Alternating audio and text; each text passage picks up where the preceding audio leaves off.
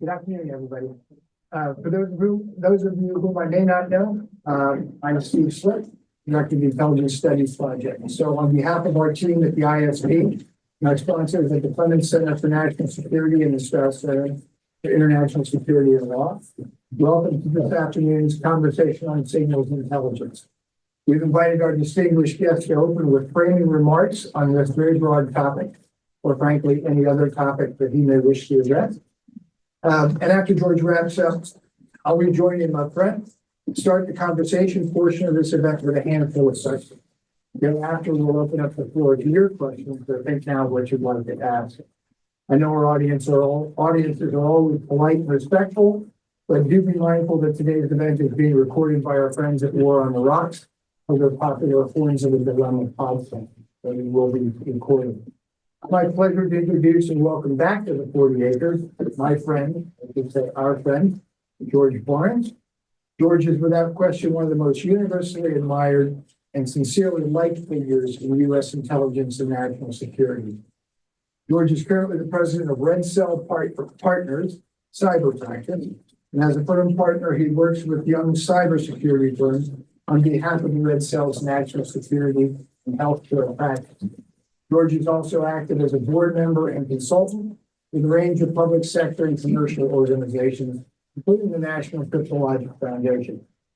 Certainly, George would be happy to talk about his business interests, but I'm more interested in his 36-year career at the National Security Agency. And in his last position from 2017 to 2023, George served as the agency's deputy director and senior civilian leader. In this capacity, George was the NSA's chief operating officer, overseeing strategy, policy, and operations at the U.S.'s largest intelligence agency. And as an agency deputy, George represented NSA and its intelligence in the interagency policy process and the management of our more closely integrated intelligence enterprise. George held a wide variety of technical and leadership posts after he joined the agency in 1986 as a newly minted electrical engineer. Finally, I should recognize that George has been generous in his support to the University of Texas. He traveled to Austin and spoke here on campus, in fact, in this room, shortly after being appointed as NSA's deputy director. And he also hosted a group of undergraduates for a day at Fort Meade several years back. He's continuing that tradition with a full schedule today, including classroom visits, student activities, and we're grateful for that. So please welcome George Barnes.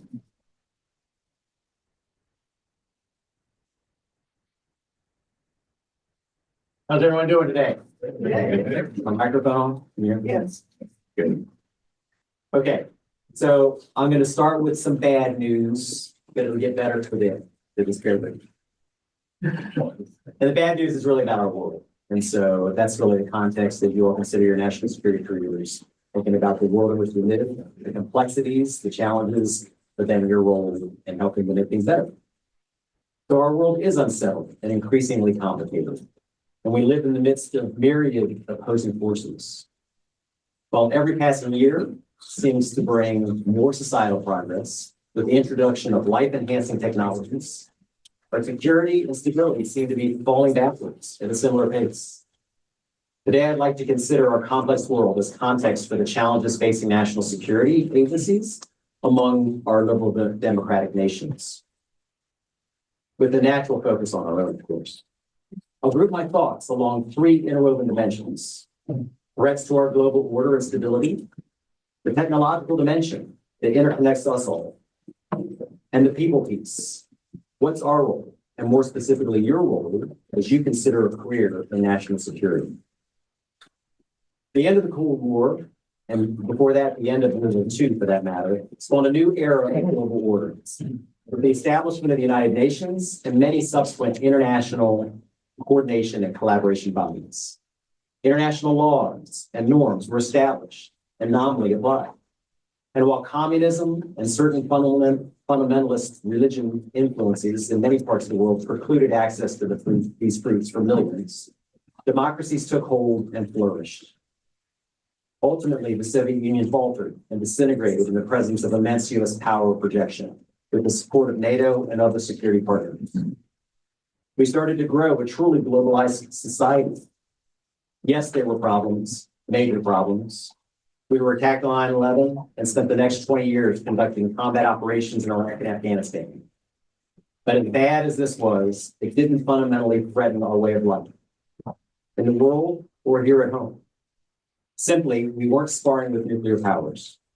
We were unquestionably stronger than anyone we confronted. The stakes for Main Street USA were low.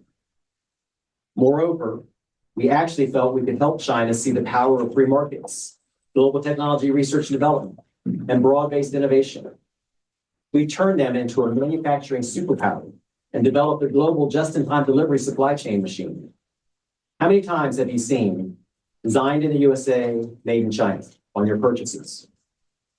We chased cheap labor offshore, hollowing out domestic manufacturing, factories, expertise, and appreciation for that workforce. We mainstreamed big box stores and shuttered small businesses on our main streets. And now, even the big box stores and shopping malls have been largely taken over by regional warehouses servicing our desires from our keyboards. I'm painting this picture because fast forward to today, and we are partly culpable for our current situation. In the midst of building this globalized supply chain, something changed.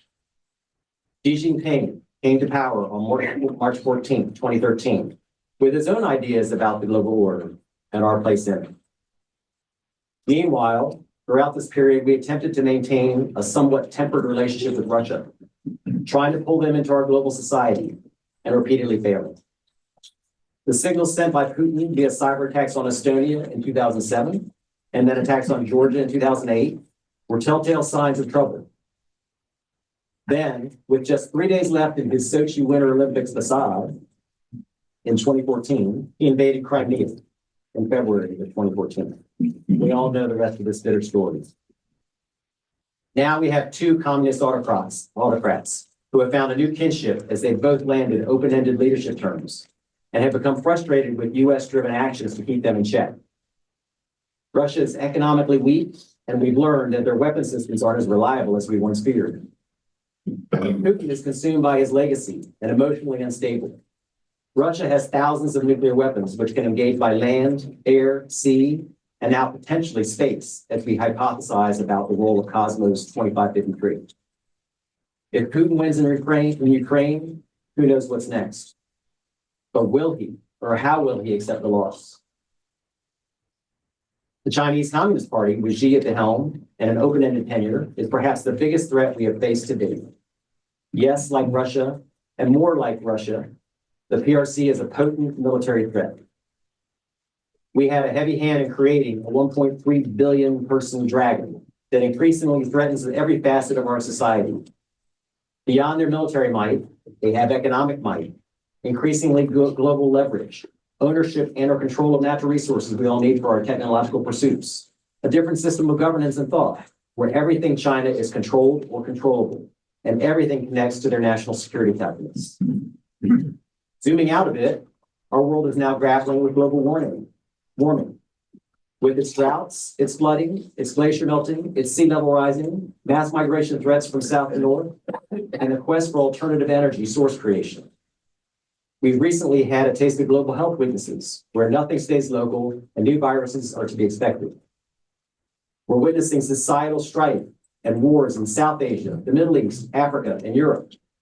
And even the quote unquote stable corners of our society are witnessing right-wing nationalistic trends, many of which are stressing long-established democratic givens. And let's not forget things here at home. I spent most of my life watching other nations attempt the electoral process and smooth transition of power. I always felt proud that what I saw happening overseas was, yes, totally foreign. We must not take what we have for granted. And it's on all of us to play an active role in sustaining our country as the beacon of freedom it has been for so long. So now that I've gotten all of us a bit depressed, let's focus on the technology space that's affecting the conduct of intelligence and law enforcement operations. In this day and age, we are continuously flooded with new tech buzz terminology. And along with the buzz factor come new concepts to understand, new opportunities to leverage, and new threats to guard against. With the birth of every technology holding some promise for society, we find ourselves worried about its use against our interests. Simply, with everything good comes the opportunity for badness. Our intelligence and security agencies are charged with identifying and attributing bad behavior to enable all acceptable forms of influence and power, to both hold it in check and impose proportionate cost. So let's think about the technology landscape that connects us, informs us, and basically manages our lives. These days, everything is connected or connectable. Literally everything generates data. And as computational efficiency increases, so does the expanse of applications, moving us forward with ever more convenience, efficiency, and speed. Almost every year, there are new arrivals with bold promises for even better outcomes. Of course, 2023 wasn't just another year. ChatGPT and its sister large language model chatbots mark a generational step function in our relationship with technology and its role in society. Of course, the LLM dimension of artificial intelligence is but one component, with many others rapidly maturing in parallel and drawing on each other in synchrony. The rate of change is daunting and accelerating. Our tech companies are churning for market opportunity. Our societies are both excited and scared by the technology, and our governments are searching for ethical norms and security safeguards. We are now in the midst of a new generational transition point where machines are migrating from being mere human servants to serving as capable exploration and decision partners. Many refer to this as the age of the human-machine team. So what are the ramifications of all these digital tech trends on national security? I'll briefly touch on 6 interrelated components of impact. Each have substantial weighting in the U.S. SIGINT system, but their reach expands to all corners of the intelligence and security mission set. First, big data can illuminate our strengths, weaknesses, opportunities, and threats. And while this illumination naturally enables faster, deeper, and broader insights into topics of traditional national security interest, as I mentioned earlier, our dynamically changing world is presenting many additional security stressors, which can be aided by big data analysis. Here are just a few examples. Global health and pandemic propagation, supply chain security, energy security, food and water security, migration patterns and trends, natural resources search, and climate change impact analysis. Number 2, cybersecurity. Not only is big data processing and analysis important and powerful, the data and derived knowledge must be secured. Cybersecurity is an imperative, and we have a long way to go. The more data-centric our society becomes, the higher the stakes in protecting our data from theft, manipulation, access denial, or destruction. And beyond the obvious need to secure our data against traditional state-on-state espionage operations, offensive cyber operations, intellectual property theft, personal identity and personal health information theft, and cybercrime are all intensifying the criticality of effective cybersecurity and malicious actor attribution capabilities. The third dimension of our big data world is visibility. In this era where everything is connected, everything is also a sensor. It's increasingly hard to do anything without leaving a digital trace. Publicly and commercially available data sets are easily accessible and can be analyzed with great effect. It's harder to hide your activities and easier to uncover and characterize the activities of others. And it's easier to piece together what has happened and who is involved. A perfect example of the visibility dimension was the small team of open source analysts who were able to unravel Russia's assassination attempt on Alexei Navalny several years ago. The team was able to uncover highly explicit details in a manner traditionally confined to sophisticated nation-state level intelligence and investigatory operations. Unfortunately, the Russian government ultimately had its way with Navalny, a very sad but predictable outcome. Beyond post facto analysis, such as that applied in the Navalny situation, all this big data traceability can position focused teams beyond the confines of retrospective discovery and into the predictive and proactive realm. Likewise, those able to harness the power of big data in near real time will have an advantage over those who can only perform longer-term analysis.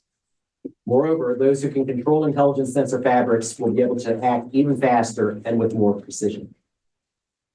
This is a good segue to my fourth category, the increasing centrality of speed. In this age of data deluge and societal thirst for real-time information, thousands of organizations access and operationalize scads of data sources and operate on 24/7 information curation and publication cycles. National security intelligence producers and the government authorities they support need to fully leverage publicly and commercially available information. Yet they are coincidentally accountable for the accuracy of the information they use to guide policy and action. Given the speed of the media, governments now find themselves in a race against time, a quest for accuracy, and a challenge to establish and hold the narrative which most fully characterizes reality. National security teams must learn how to operationalize intelligence within the window of relevance, a responsiveness dimension which is situationally dependent. Speed and accuracy relative to the demands of a given situation will determine the decision advantage against the adversary and credibility with the public. The public must be able to have trust and confidence in their governments, and this must include faith that government is using accurate and legally obtained information. This brings me to a fifth category, determining reality. Intelligence and security organizations must hold the sanctity of truth, even when inconvenient. Unfortunately, we know that some governments twist reality to align with their agenda. To complicate matters, adversaries are increasingly effective in conducting information and influence operations through the deliberate manipulation of data. State and non-state actors have been manipulating data forever. Moreover, digital technologies and global networking have enabled actors to synthesize and propagate false data for quite some time. Russian and Iranian interference in US and other elections are prime examples of technical ability, capacity, and the will to generate false data. Ubiquitously available large language model AI technology is now rapidly expanding the threat of such power, with even more content realism into the hands of virtually anyone. And the enhanced sophistication afforded by these capabilities will make false content detection even harder. Beyond the use of AI, beyond the use of existing generative AI models for synthetic persona development, we are already concerned about the performance of generative AI models which may have trained on bad data or have been fed nefarious data. And in the cyber operations realm, we are likewise troubled by the concept of malicious actors tampering with AI model weights as a means of skewing decision logic. Bottom line, for matters of national security, it will become increasingly important for intelligence organizations to understand the provenance of the data they are using. Similarly, we will be increasingly challenged to verify the immutability of data as it passes through the various stages of its life cycle. Now my sixth category. The sixth category underpins all the others, as you might imagine. I've discussed that, and this category is governance. Our governments must operate within a sound intelligence and law enforcement authorities framework, complete with independent checks and balances. Every single one of us has been exposed to identity or data theft. On a national scale, the public must be able to have the faith and confidence that their governments are not blatantly abusing core privacy and civil liberties rights, that there is a balanced transparency framework which establishes the working parameters of a country's national security establishment, and that the governance framework will keep up with emerging top technologies and the evolving nature of the threat. This last piece is especially fitting as we consider where we are at this moment and where each of you are in considering the paths of your careers. As was mentioned, I spent 36 and a half years at the National Security Agency, and since my retirement from federal service a year ago, I remain active in national security and cybersecurity. Each of us, each of you, have career path options. I couldn't think of any better path than the one I chose. Moreover, my wife served in the Marine Corps, and our daughter has been at the National Security Agency for 2.5 years. She loves it. With all of the challenges we face in our troubled world, and with all of the technologies we'll use, and our adversaries will use against us, the differentiator is people. People pursuing causes that matter and that have purpose. I recall so many times in my career when describing my work or engaging with other professionals in our national security pursuits, I would say, who else has your job? Most times the answer would be nobody. Being valued, feeling engaged and empowered, being supported to better yourself, accepting and respecting people for what they individually bring to the table, and having an impact that saves lives or enhances our security. What could be done? Thanks for your attention, and Steve and I are happy to take some Q&A. Thanks.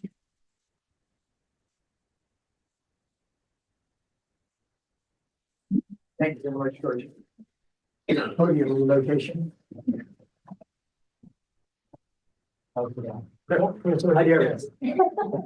Super nice. All right, thanks, that was cool. I want to go back and touch on some of the areas, maybe more specifically related to the Fort Meade, the NSA, and mission technology. We spent some time on technology. So it occurred to me when I was thinking up topics we might want to discuss today, that I want to go a little bit deeper on this because NSA has actually been involved, about developing and exploiting technology virtually since its establishment in the early days of the Cold War. NSA, it seems to me, has not only survived but thrived through a series of revolutions in communication. I'm thinking telegraph to radio, satellite to fiber, right? Analog to digital. In each of those cases, NSA turned out to be in front of the technology and exploiting it for the purposes of our advantage, which is a terrific baseline. But there are two more disruptive technologies that are being discussed. You mentioned at least one of them, artificial intelligence and quantum computing. So I have a question for you on both of those. You described AI and some of the impacts it's having on society. Could you describe a little bit what AI is currently impacting inside the NSA mission, the SIGINT intelligence cycle, generation of intelligence from collection of signals, and where you see it going? What functions that perhaps today are being performed by humans are going to be performed by machines or maybe by human and machine teams going forward? So how does your intelligence cycle, how's it going to look different when AI gets fully integrated? Sure. Great questions. And like every other corner of our society, AI either has or will offer transformative impacts. And so whether you're a business, whether you're a school, whether you're a national security agency, you need to be identifying how to leverage in the benefits of AI and how to do it in a measured, thoughtful way.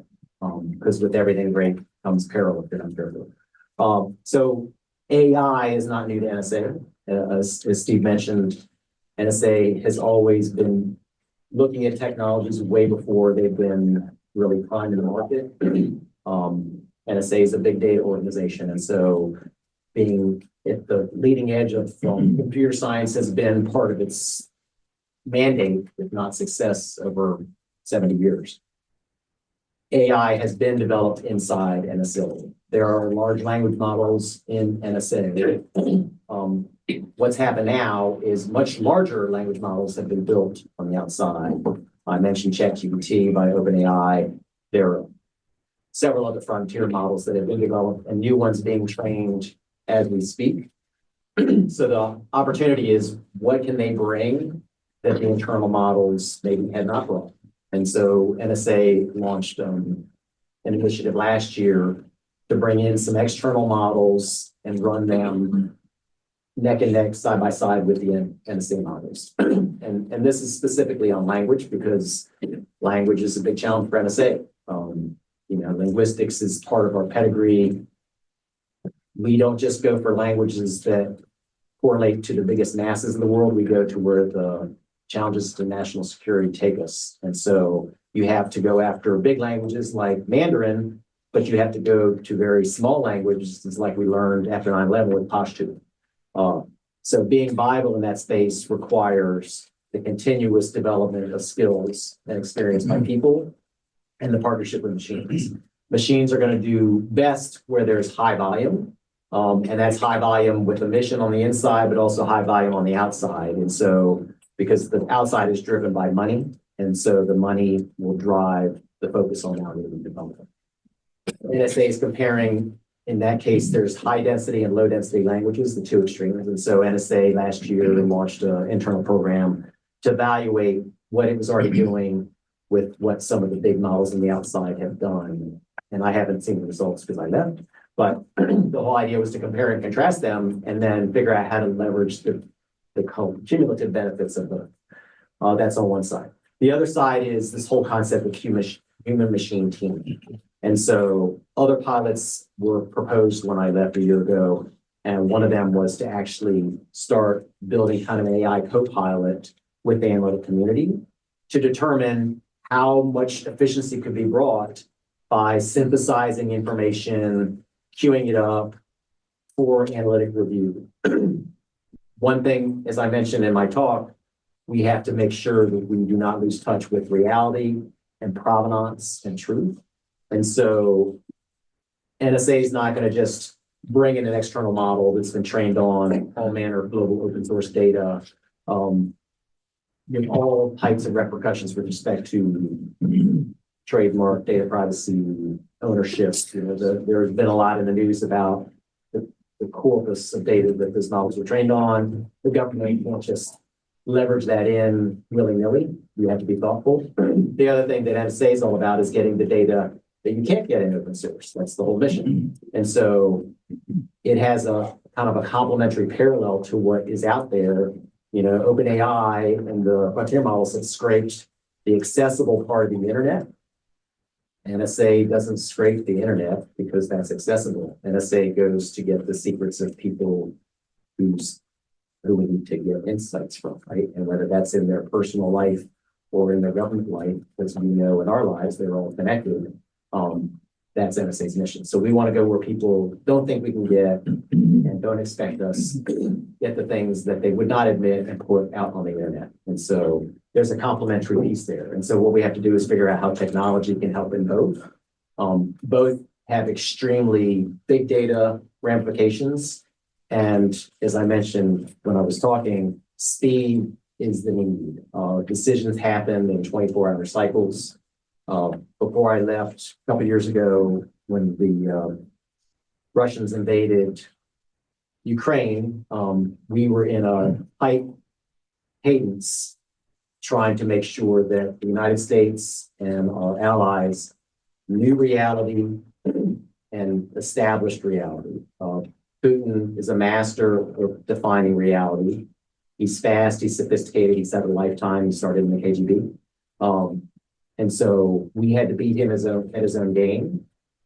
And that was really important because when we got up to the launch date of their operations into Ukraine, most of our allies, many of our allies didn't believe anything was going to happen. We luckily had different insights that came out to be true. But then it was a matter of what's the context?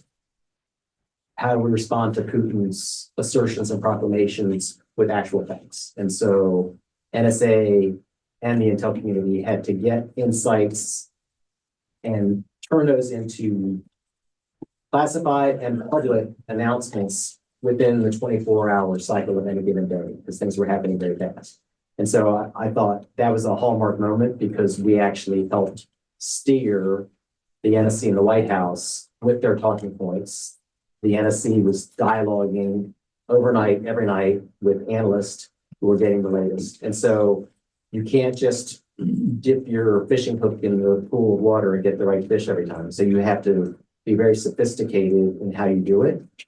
That's in your collection, your exploitation, but also your sense making, making sense of the data that matters immediately with accuracy and precision, and then turning that, desensitizing and downgrading it so that if you reveal it at the podium of the president, you're not revealing how you got it. And so we actually perfected that cycle in the aftermath of that effort. And that's through obviously a lot of expertise, but with a lot of technology that was harnessed through preparation.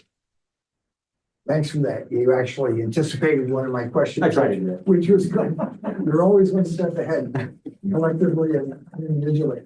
Anyway, I was curious, and we might still talk about it later, in NSA's role in this so-called strategic declassification. Yeah. And you described that cycle, how short it actually became in the run-up to the invasion of Ukraine, and how the court was able to meet the deadlines and give the policymakers something that was intelligence-based, but safe to release to the public and to our allies and our adversaries, right? And the key there is it's a partnership and a relationship and trust, because the White House could mandate anything they wanted. They had that power, but they didn't. They respected the expertise of the analysts, and they let the analysts determine what could be shared, so that we protected sources and methods. We had ways to obfuscate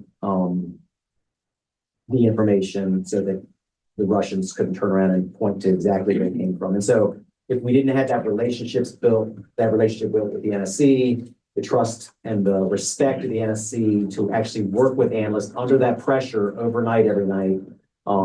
That itself was different, but really important when you look at high stakes games, when the information cycle is continuous and we're being deluged with information. What do you believe? What do you act on?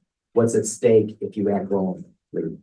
Now, it's an important policy development, Yeah. intelligence business. It's nice to hear about one example where the Ford and other agencies are responsive to that. Yeah. Back to technology, if I can, quantum computing. Sure. A little So- thing. Say again? A little thing. Yeah, small thing, for me anyway. So I'll ask you to pull the camera back a little bit. Tell those of us who are quantitatively challenged what exactly you're talking about here. But I guess what I want you to comment on is, what are the stakes? I mean, this is framed for us as a competition between us and the Europeans and the Chinese and other folks. Maybe competing to reach some finish line, some technological finish line that's going to change things. But that's as much as I know. Yeah. So what is it? What are the stakes for the US and what happens early? What happens middle game? What happens late when a country or a group of countries achieves some milestone in quantum computing? Sure. So you'll hear terms, one of them will be quantum supremacy. There are all different types of things thrown around on quantum computing. And a lot of it is hype. A lot of it is vaporware, but some of it could be true. Okay. So the truth part is, there was a person back in 1995, Dr. Shore, who created an algorithm, and it's a factoring algorithm that you could use against public key cryptography, which all of us use all day, every day, basically. And so the key of factoring is it's hard to do on big numbers. And so that's why all of our encryption is basically safe. And all our encryption is safe from the amount of classical computing with the right algorithms that could be amassed to try to break it. So that's kind of the situation we're all living in.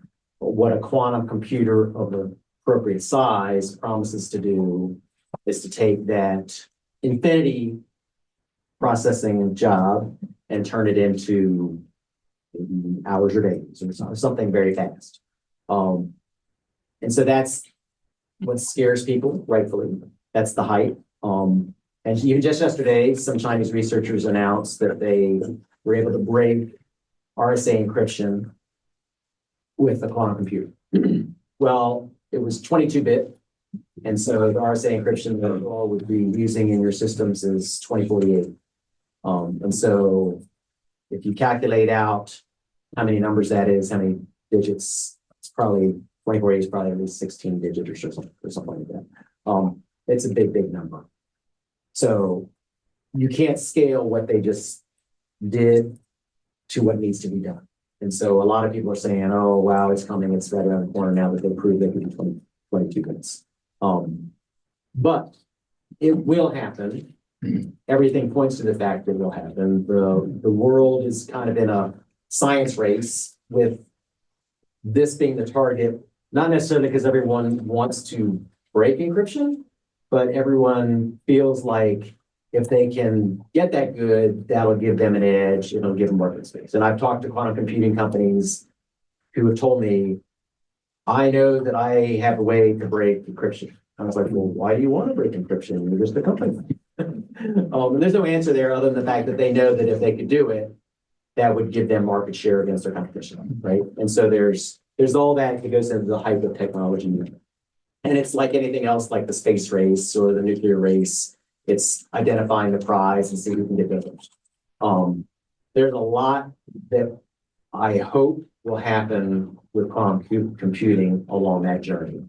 And so if you look at all the companies that are out there right now that have tens or maybe hundreds of qubits in their systems, the real prize there for humanity is not breaking encryption. The real prize is characterizing at the atomic level to the degree we've never been able to characterize before. And so material science, medicine, proteins, all kinds of chemistry, there are many things that we cannot model today with classical computing.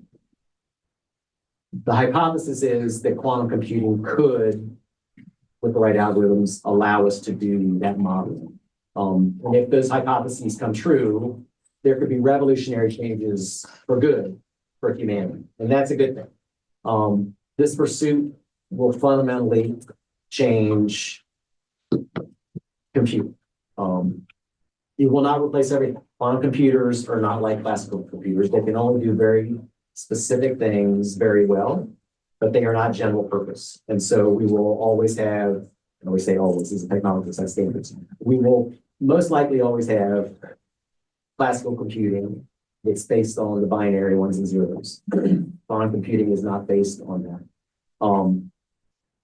So we're on the journey because of the national security repercussions of breaking encryption. NSA has, for many years since Shore published his algorithm publicly back in the 90s, NSA has been researching all aspects of quantum computing, and actually, I think most every company in the United States that is building or pursuing quantum computing, they got their initial start from the NSA research. NSA has been investing in quantum computing research for a couple of decades now, because we need to understand it, and we need to understand how fast it can get there, and we need to understand how to create cryptography that's resilient and resistant to attacks by a quantum computer whenever it gets on the board. The current predictions are 2035, 10 years from now, as the time when a quantum computer could be built of the size and scale required to possibly break today's public key encryption. There's a lot that has to happen between now and then. It's not as much, the physics is understood. The engineering and science has to catch up. There's a lot that goes into scaling a machine that's a quantum machine that's very different from scaling a machine that's a classical machine. Number one, this computation has to happen at like a few degrees Kelvin. If that means anything to anybody, it's super cool. And so that means extremely high pressure, cold, stable, and not just stable as far as the environment, but even like vibration stable. You were talking about atoms engaging each other. And so there's a stability factor there, even to the standpoint of physical vibration. There's also theory about muons, which are radioactive particles that can penetrate basically everything, buildings, earth, down to 60 feet or so. And so muon particles can affect the stability of qubits when they're trying to create calculations. So quantum computers might have to be of that kind of size for breaking encryption, might have to be underground. And there's all these wild things that we don't really understand. But the global community is researching it, and it's great for the state of research and physics and science and engineering, because just like when we went, for most of you, some of you were alive, when we went to the moon, there were a lot of technologies that came out of that changed things that all of us take for granted today.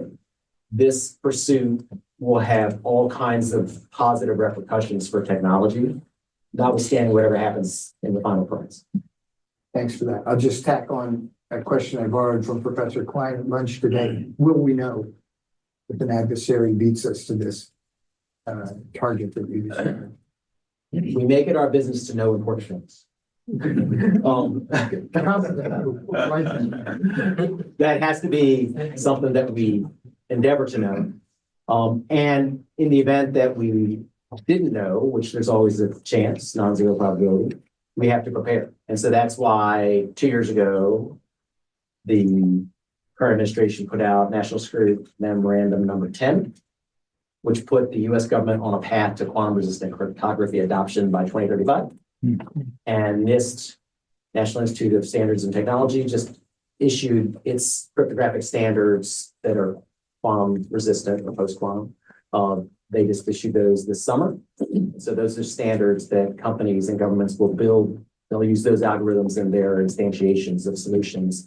But the bottom line is everything we all do today in our banking, everything you do online, all your finances, anything that's encrypted, leverages PKI for all of us here. If you're in the government, there are other things that happen for more sensitive, sophisticated stuff that don't necessarily have to use PKI, but basically it's used ubiquitously.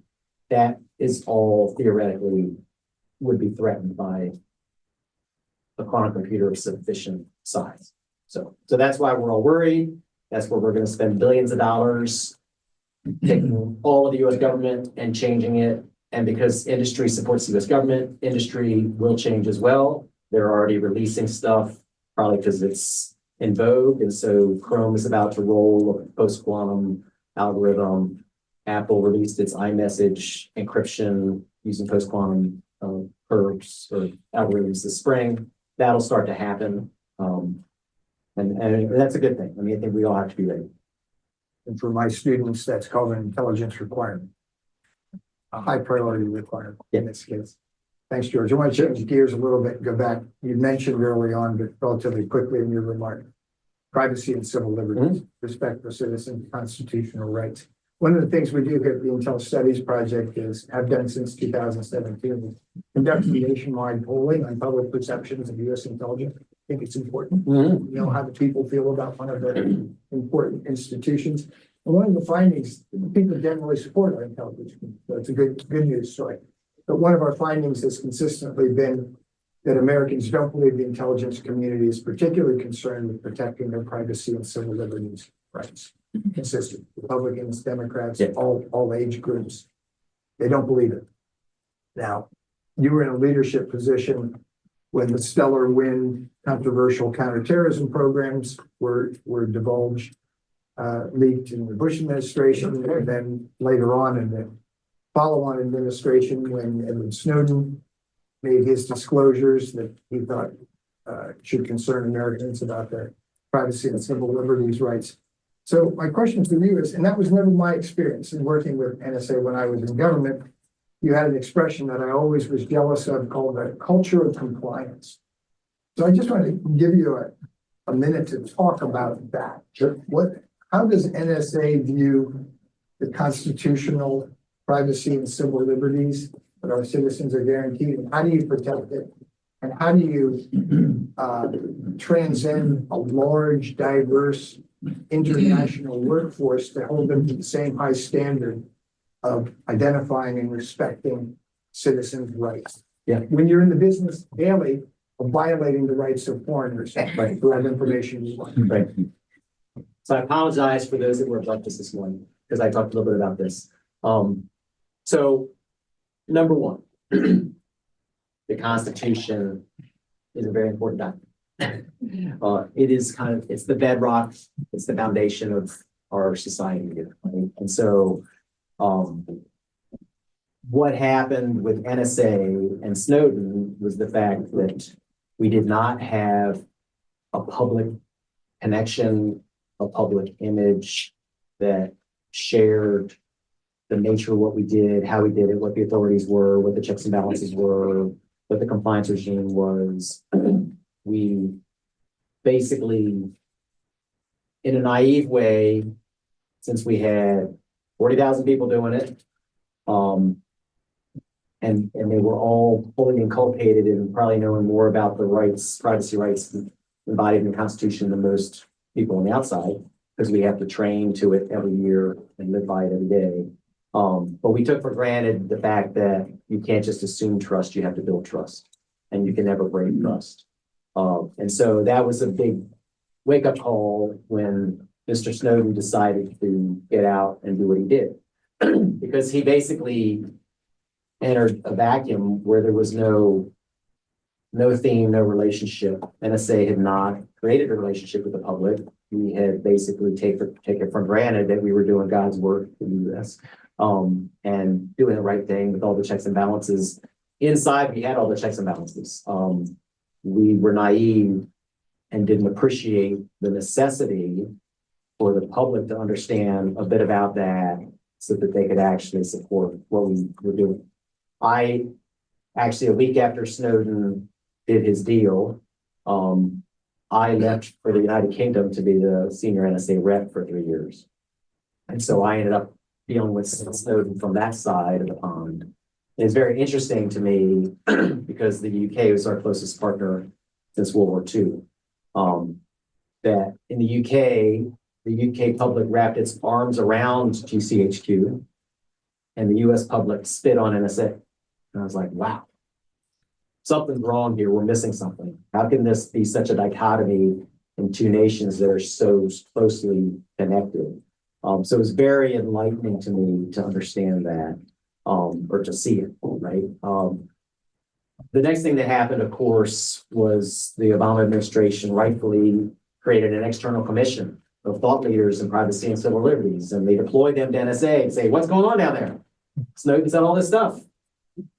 They did the full deep analysis and they came out with amazing conclusions, amazing to the outside, not to the inside, that, oh my gosh, NSA has all these compliance regimes, all these people get all this training, all these people know probably more about the Constitution and its assurances than most anybody else on the outside, because it's driven into their soul. And so that was a wonderful moment because you had this external commission of very seasoned, recognized people that came back with the same conclusion that they've on the inside always had. The lesson learned was we needed to have a relationship with the outside, with the public. It's public trust and confidence is what we rely on in our society.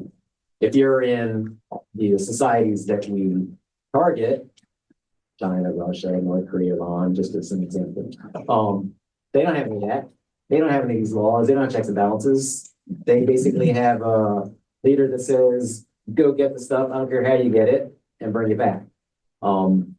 We can't just target people that are foreigners. We talk about U.S. persons' rights versus foreigners, but we have specific NSA does in its procedures and its authorities. You can't just target anybody because they're foreigner.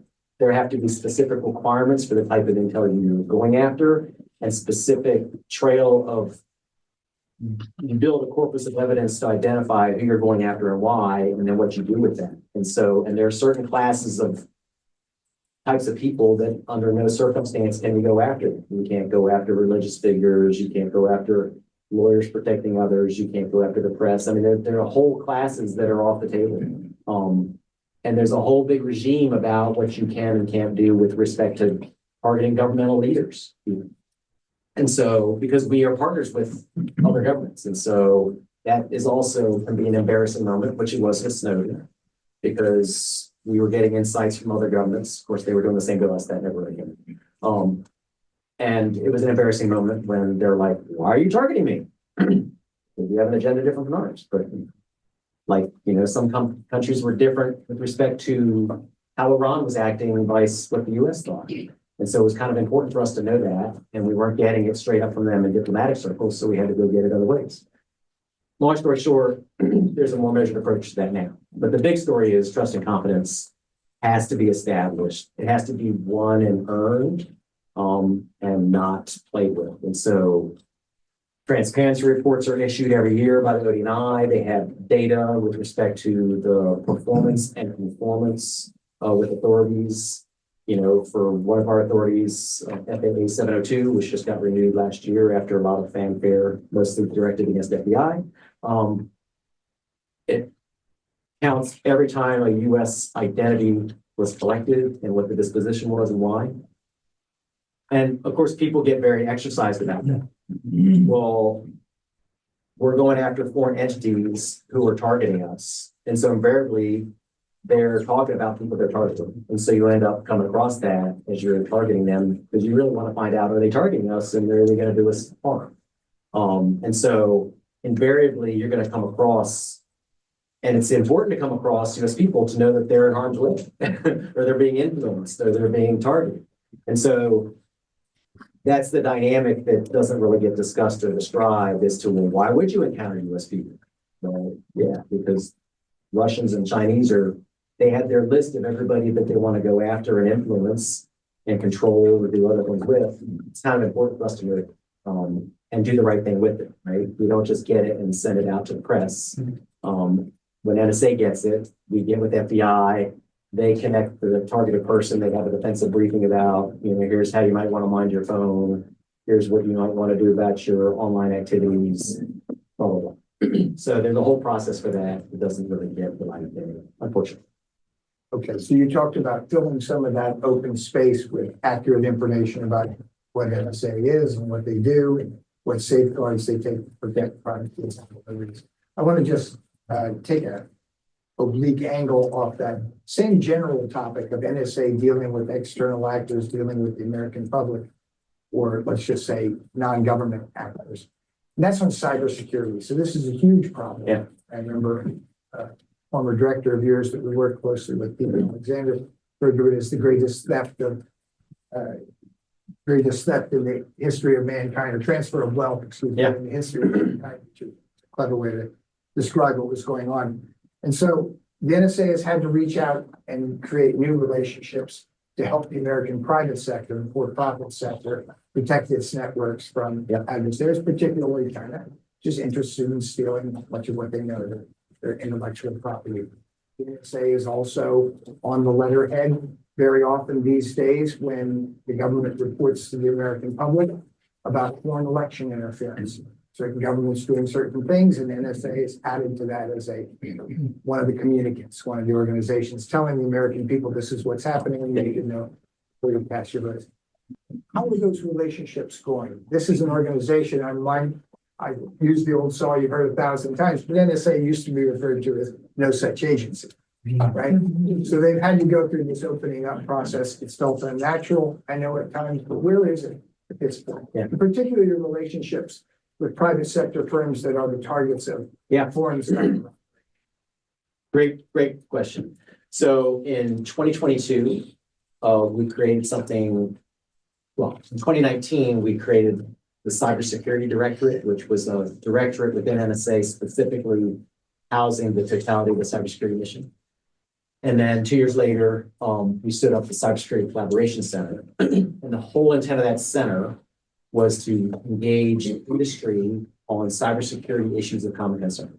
And so NSA got an authority delegated from DOD, the Chief Information Officer of DOD had an authority to engage with industry that's germane to the Defense Department. So that's the defense industrial base, all the big companies that support the Defense Department, and companies that support them. And that could be like internet service providers that provide the plumbing that connect the defense industrial base with the Pentagon and do their business. And so the authority was delegated from the DOD down to NSA. And what that allowed for the first time was for NSA to have bidirectional information exchange with industry about malicious cyber threats that were jeopardizing the industrial base.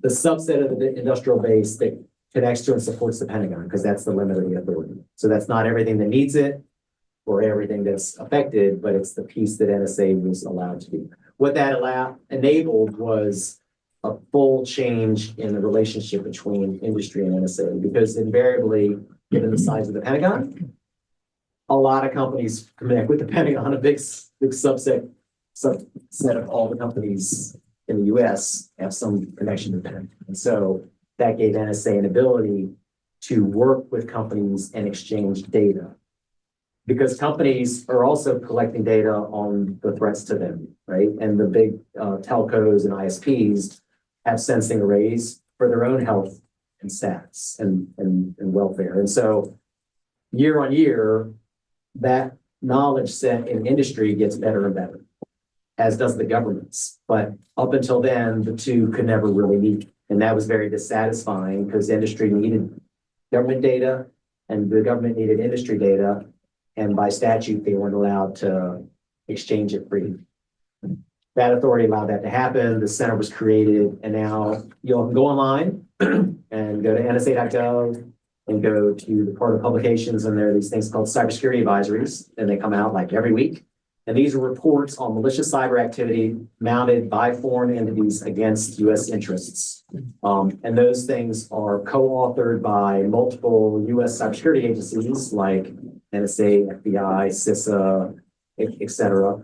They're co-authored by those entities plus industry entities, as well as all those entities and our international partners. And so now we have this growing collective in our allied world of partnerships of people gang tackling on cybersecurity. And so that's substantively in the last 5 years, a monumental change in the relationship with the outside. Thanks for that. Sure. It's a crowded space. And so another question for another day would be how that's coordinated, how effectively DHS, the FBI, the NSA and others are coordinating their relationships with outsiders. But in the interest of time, we'll move on. Okay. This is my last question. Then you guys are up. Foreign partner services and intelligence relationships. So in our courses, Professor Cope and I, based on our experience, very often make the point with students that the American intelligence community is critically integrated with a large number, larger than you could imagine, number of foreign partner services, allied states, cooperating states, and that makes us much stronger because they're capable, they're reliable, and they're on our team, right? Of course, the NSA is a plank holder in the SIGINT relationship, Five Eyes relationship with the English-speaking states that won World War II in alliance with one another, and that's persisted through the Cold War and exists today, healthier and heartier than ever, I understand. Yeah.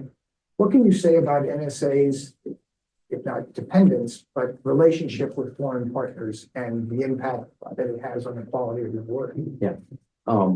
So partnerships is something that differentiates our world, the liberal democratic world of our allied nations with whom we all interact, and the autocratic. The autocracies have transactional relationships. We have trust relationships. And so, like Steve said, NSA has double-digit numbers of foreign partnerships. And those, yes, they support NSA's mission, but they really support country-to-country partnership, trust building, because it creates a fabric of connectivity of like minds, with like interests, with like similar threats, and they're in similar causes. And so creating those connections, obviously somewhat bounded by purview, but not bounded by influence, right? So the influence of those partnerships transcends broader within the governments. And that's a good thing, because nothing makes China madder than seeing how we have all these partners. It aggravates the heck out of them because they have puppets, we have partners. Both peeps, they're just a little different. And so even the smallest little country, if we're partners with them, China's like its teeth. They cannot stand it. They're mystified by it. And so the power of partnerships is not just the size of the partner, it's the numbers. And it's when China looks out, they can't look anywhere without seeing partners in the United States. And that's a great thing for us, and it helps us keep them in check. And tremendous force multiplier across the intelligence discipline. And then they bring different things. They bring different perspectives on the world, cultural nuance, insight, history, Geography. language, all those things, you know. And so we can't pretend sitting here safely between two big oceans, we can't pretend that we have all the best answers, right? And so leveraging in from those with whom we collaborate and liaise is really important. Okay, thanks so much for that, George. Okay, who's question? Yes, sir, your hand shot it. The old guy gets to talk. Hi. Hi. I have a really nasty question for you, but it's not impolite, but it is a nasty question. Sure. In light of a Supreme Court, which has recently made us aware of the fact that a president has absolute immunity during office, up to and including assassinating political opponents or in mass incarceration of his own citizenry, things we have always viewed with a jaundiced eye. What good are all of the things that you've said about the NSA? When the president of the United States orders you to violate my constitutional rights, are you going to disregard the highest elected official of the land? Or are you going to come and destroy my life? Right. So the good news is we're never in order to do that yet. The other good news is our legal authorities require us to work outside of the US. And so, and not against US citizens. And so what I would do, if ordered, I would politely go to the Attorney General probably, as a first step to get their take on the legality of the request, even though it came from our house. And that's the power of our government that was created. You have the three components that were purpose-built to create checks and balances. And we need to realize the importance of the autonomy of those three. They were put there with a lot of foresight. They need to mean a lot for us because that's why we became who we are as a country. Okay, thanks. Student? Yes. You live on a student? I hope you're a student. I'm not a student. Oh, that's okay. Fire away. The student of the world. You have my attention. Thank you. So I currently work for one of the companies that is partnered with DHS on creating new digital pathways for data to go from trade to customs. So we've been working with them for about 5 years to build this technology. And I'm employed because the process of getting the technology built and then regulated and then actually going into production takes so long. But obviously AI, computer technology, it's developing at an extremely rapid rate. It makes me worried that by the time we actually go through the hoops of getting the OFO to sign, and then going through the 90-day comment period, and then going into limited testing production, and then going into production, we've actually created an opportunity for malactors to advance the technology beyond what we've regulated for. So my question is, what is the response to that? How do you develop security measures that are able to not only enforce and react, but also prevent? So I would say the first thing we need to do is we need our acquisition processes need to keep up with the times. Because I see this every day. I mean, you're talking about DHS, I see it, the Pentagon, and I see it in lots of places in government. And so the processes, procedures, and governance was put into place to prevent abuse. And usually abuses require reactions that are over indexes and more layers of protection are created. And that slows things down. And if you look at the pace of technology and the pace of the threat versus the pace of our acquisition machine across the government, we got a big disconnect. And so you're right, we are losing the game because our adversaries don't have the same. They can just do it. They've got bureaucracy too, but they don't have a lot of the checks and balances that we have. So we've got to figure out how to reconcile the very important aspect of the checks and balances so that it doesn't give unfair advantage of one company over the next when they're bidding for work. And that's why a lot of the things were put in place. But at the same time, we've got to be fast because you bring up a great case in point. There are many points where we're falling behind because of all the checks and balances. So we've got to have a way, and maybe AI could make us more streamlined. If we bring AI into the back office, which is an opportunity, we could actually accelerate a lot of the research and due diligence required to ensure that the right entities are getting the right contracts. And so that's where business reform needs to happen, and it can now happen more effectively with the introduction of AI into the back office. Sounds like a red cell market analysis. We don't do any of that, but I think it's a big deal. I like it. Cyrus. How would today's role change in the case of a hot conflict with a superpower such as China and Russia? They're working 24/7. The role would be the same as it is. It would not change. It's built for that. It's a combat support agency. And so NSA supports policymakers and all, from the president all across the cabinet. And then it also supports, it's a combat support agency, so it supports the combat commands. And we have embedded staffs with each combatant command. And so when they do all of their military out planning and all that, NSA is baked right into that whole process. And so it's really not the mechanics, it's the intensity. And so when you have a conflict, you basically down select on lower priorities and up select on where the priority has to be. You basically massively realign talent to meet the capacity. That's good question. So Thank you.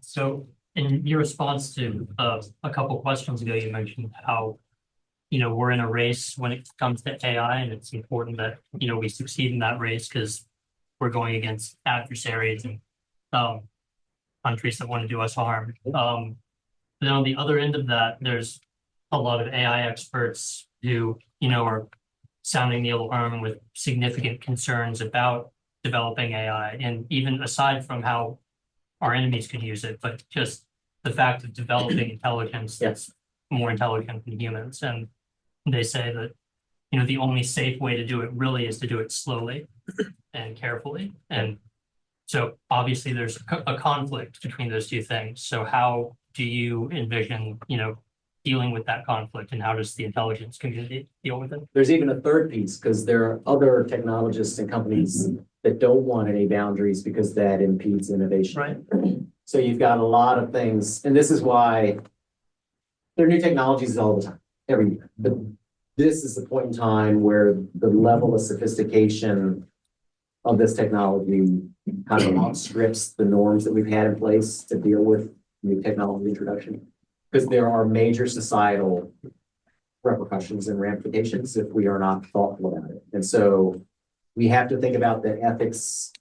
We have to think about the role of the human in the loop for leveraging these technologies for things that they can do miraculously. I mean, the rate of maturation of these algorithms cannot be understated. It is just super, super intense and fast. I read a new paper a couple weeks ago where these new models that are they're training right now, and they're going to be, I forget how many times better than even the ones you all are using now.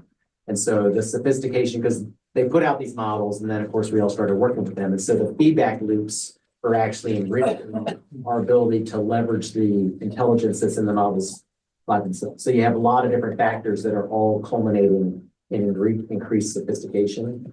And at some point, people are worried, does that sophistication outstrip our ability to contain, constrain, or manage it? And so it could if we aren't careful and thoughtful. And so we have to have governance of people in the loop and checks and balances. And so that does require some ability to be thoughtful and maybe slow. It's a big deal.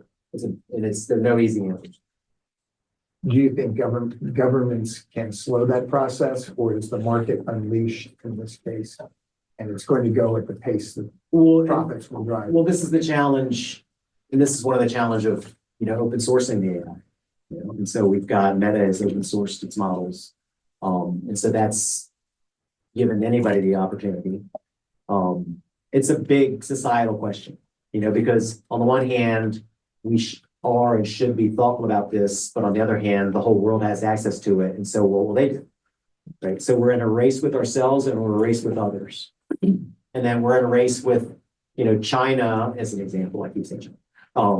They have no scruples when it comes to data. We have, for all of our faults, we pay attention to personal health information. We pay attention to personal identifiable information. There are checks and balances on privacy and constraints of data access and all those types of things that actually slow the pace of technological advancement of medicine and stuff. But those are necessary things because our privacy is important for various obvious reasons, right? China, there is no privacy. They just get the data. Their whole populace is part of their petri dish, and they steal data from everybody else. And I've talked to medical researchers about that, and they said they've engaged with Chinese researchers, and they come away baffled because everything's game. They just want the outcome. So it's a big challenge. The intelligence assessment, China likely has no scruples. No scruples. More likely than not. We're going to see you at dinner tonight, aren't we? Oh, okay. Can you hold your question for dinner? Let this go. So, yes, a question just about the relative capability between the Chinese cyber threat and our cyber capability. This is like just a takeoff of the last comments you were making. There was an article recently in the Wall Street Journal about something called Salt Typhoon that was apparently this massive cyber attack against U.S. intelligence systems in the area of foreign surveillance systems. And what struck me about that was a comment that was made in the article referencing a US official, but the US official's comment was that they were stunned by the audacity and the ubiquity or the breadth of this. And my question just is about the pace of Chinese capabilities and the trend, like our ability to protect our own Yeah. systems against this. Yeah. Seems to be a growing bigger threat. It is. So the Typhoon series, basically, this is China's strategy to pre-place capabilities for use at the time of their choosing, right? And so it's kind of in our understanding of their evolving doctrine, they want to, if we get into a skirmish, they want to create societal chaos back here at home because we have to mobilize our economies, our society, put material in place to support forces forward on this. And so the whole thing you heard with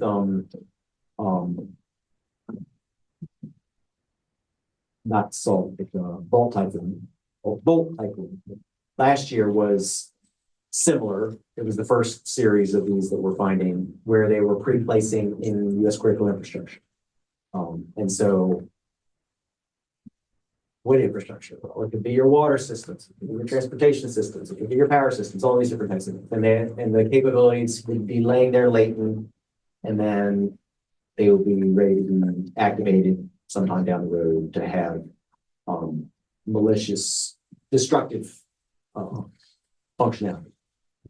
The same thing's happening here. And so we're in a different place in our society than where China is in its calculus. And so we have established norms for warfare. We have the law of armed conflict that was an internationally deliberated and agreed upon framework for warfare. We're very measured with respect to collateral loss of life in conflict. We won't go turn off the power to a place that affects innocents, hospitals, municipalities, and those types of things. And so that's the way that we conduct our activities. We're learning that they don't have the same regime that we have. And so that's a disconnect. We also have been harping on them about intellectual property, right? But that's like the seed corn of the innovation for the United States. I mean, our deal is innovation. If they take our intellectual property, then what else do we have? And so we separate industry from government, the free market economy. Government has its place, it's distinct. That's not the case in China. Everything's connected. They view everything as a national security interest. And so it's in their interest to steal intellectual property if it helps give them security. And so it's a different mindset. So we're not playing with the same rule deck, which is a problem. And then on top of that, they have capacity, 1.3 billion people. And so they have, I don't know the number, it's take a while to ever calculate it, but between 50 and 100,000 cyber operators, say, much less the technology they're using, that are mounting operations against us and our allied partners. So the scale that they're bringing to this is much bigger than the scale that we are bringing to it today. Now, the sophistication of what we do is more advanced, I think. But our sophistication is like anything we do in warfare, it's constrained and contained and focused. Their sophistication, as we're learning, is not. And so that's the part that's creating a lot of tension because it's one thing to say, okay, I want to be able to take out this military installation. It's another thing to say, oh, I'm taking out the town that happens to have a military installation, but it has everything else. And so that's where, as a global society, we're in a different place with respect to expected norms. And we did this Cold War with respect to nuclear, right? So we ended up having all kinds of deliberations and treaties that at least gave a common understanding of how things work, even though there were agreements and there were things that were hidden. But we haven't had that level of dialogue with respect to cyber operations, offensive cyber operations in society. So that's Attempted at least once before, but it yeah, didn't hold. right. Yeah. Sam, you get the last question. All right, thank you, sir. So with the discussion about large scale combat operations, and about the pre-positioning of attacks, how do SIGINT authorities adapt to homeland defense scenarios where foreign malign actors are operating in and threatening U.S. critical infrastructure, right? We've always had this line, FBI domestic, Yep. NSA looking out. But when the foreign is operating in and attacking domestically, how do we parse through those authorities to ensure we get that actionable intelligence while protecting U.S. civil liberties? It's a big problem. Okay. Yeah. So for all of our strengths, we have weaknesses, right? And so our strengths are we have a regime, a statutory framework, and all the agencies basically have statutory latitude and limitations on what they can do and where the limits are. Well, this is what happened in 9/11, the circuitry, right? So everything was like ship shape, yet the dots weren't connected. The same thing with cyber. Cyber doesn't recognize geographical boundaries. NSA can only target non-US foreign entities. The minute a foreign entity comes into US geographical space, they take on US persons' rights. So if you're a bad person from overseas somewhere and we have you on cover because you're a bad person that threatens us or our friends, you get on an airplane, the minute you break US airspace, now you have US protections and we have to drop coverage on you. That's the current limitation.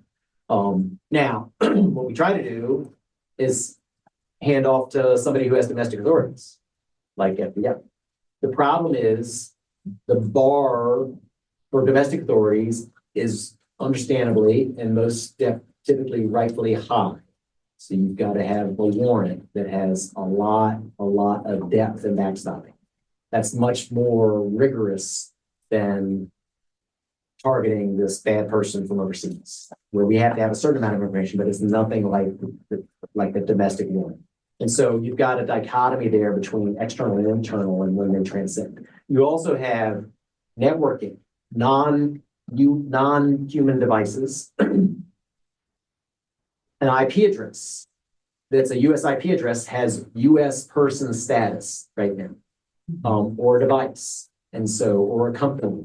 And so cyber operators, if I were them, I'd do it. Well, they do it. So they obfuscate.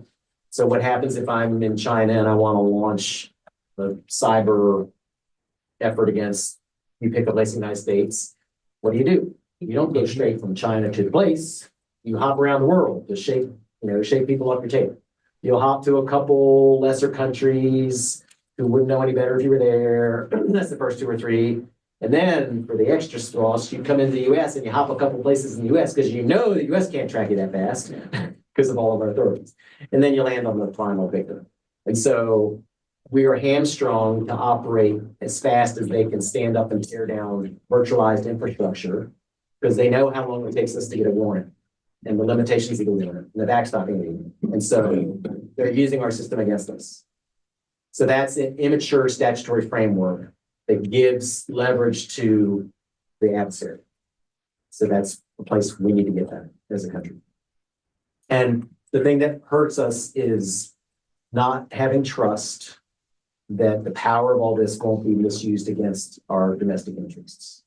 And so that gets into, we've got to get our house in order in our country to realize that we're spending all this energy beating on each other in polarized politics, and the adversary is out there getting stronger every day and laughing at the whole situation. Because in the end, they're going to win, and we're going to just be like a pile of mush because we fought with each other as opposed to figuring out how to deal with them. It's a good admonition to end on. Thank you, George.